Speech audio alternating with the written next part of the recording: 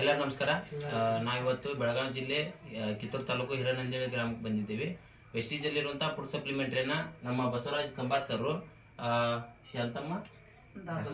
Shanthamma ದಾಸರಕೊಪ್ಪನವರಿಗೆ sugar ಹೆಚ್ಚಾಗಿ gangrene ಆಗಿತ್ತು.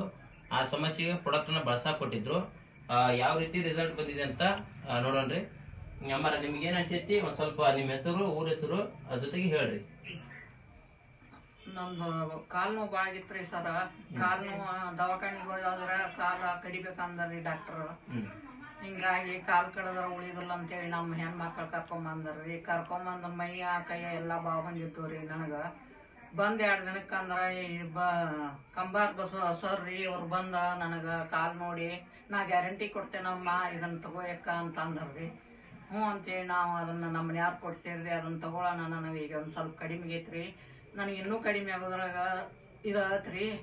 ಆ ಕೊಡಿತವ್ರಿಗೆ ಮತ್ತ ಆ ಸರ್ಗಳಿಗೆ ನನ್ನ ಧನ್ಯವಾದಗಳನ್ನು ತಿಳಿಸ್ತೇನೆ.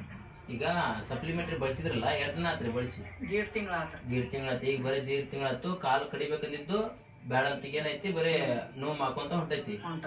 ನಿಮ್ಗ ಬಸವರಾಜ್ ಸರ್ ಆಗಿರ್ಬೋದು, ಬಸವರಾಜ್ ಕಂಬಾರ್ ಸರ್ ಆಗಿರ್ಬೋದು, ಬಸವರಾಜ್ ಗುರುಕಟ್ಟಿ ಸರ್ ಆಗಿರ್ಬೋದು, ಮತ್ತ ಸಿದ್ದಾರ್ಥ ಅಪ್ಪೋಜ್ ಸರ್ ಆಗಿರ್ಬೋದು ಪ್ರಾಡಕ್ಟ್ ನ ಕೊಟ್ಟಿದ್ರು ಬಳಸಾಕ. ಈಗ ಒಂದ್ 4 ಮಂದಿಗೆ ಅಕಸ್ಮಾತ್ ನೀವು ಹೇಳೋದಾದ್ರೆ ಏನ್ ಹೇಳ್ಬೋದು? ಬಳಸ್ತಿರ್ತೀರಿ, ಏನಂತೀರಿ?